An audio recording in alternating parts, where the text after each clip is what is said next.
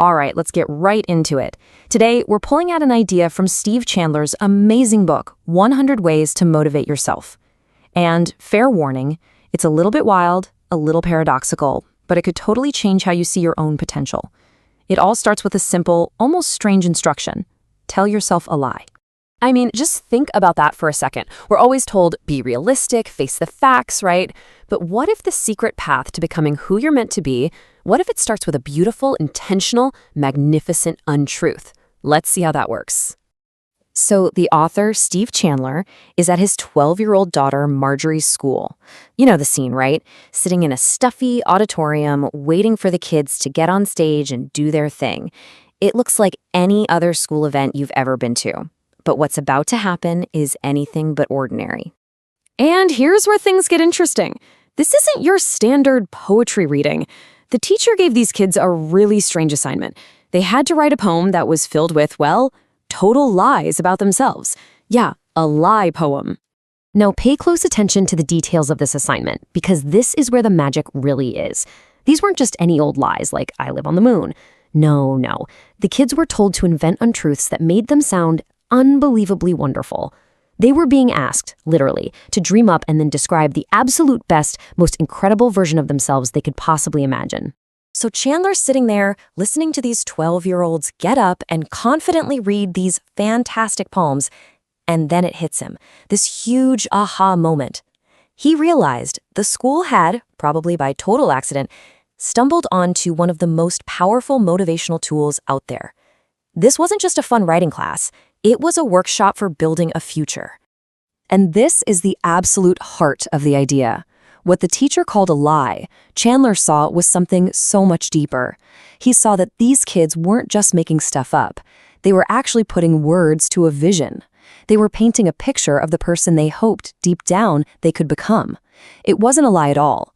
It was a blueprint. It was the first draft of their own amazing future. So that begs the question, right? Why did the teacher have to call it a lie in the first place? Why can't we, especially as adults, just say, you know what, I'm going to be incredible at this? Well, it's because that little voice in our head, our inner critic, usually shouts us down with reality. Calling it a lie gives us permission to just bypass that critic and dream without limits. And this brings us to what Chandler calls the true lie.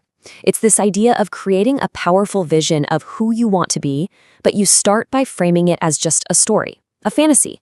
So for example, instead of saying, I'm so nervous about public speaking, you tell a true lie. You might write down, I am a charismatic speaker. When I walk on stage, I feel a surge of confidence. My voice is strong, people lean in to listen, and my message lands perfectly. You're not trying to fool yourself that it's true today. You're just creating that vivid, powerful picture to aim for. So how do you actually put this into practice? Well, it's kind of like building something. Step 1, you acknowledge the block. Just admit, hey, it's hard for me to see myself as that successful person. Step 2, you tell the lie. You write out that story, you speak it out loud, you give that vision some life. Step 3 is crucial. That fantasy becomes your blueprint. Now you start making little choices that line up with that story. Maybe our aspiring speaker joins a club or volunteers to give a tiny toast at a party. And finally, step 4, you start living the truth. As you follow that blueprint piece by piece, that lie stops being a lie and starts becoming who you are.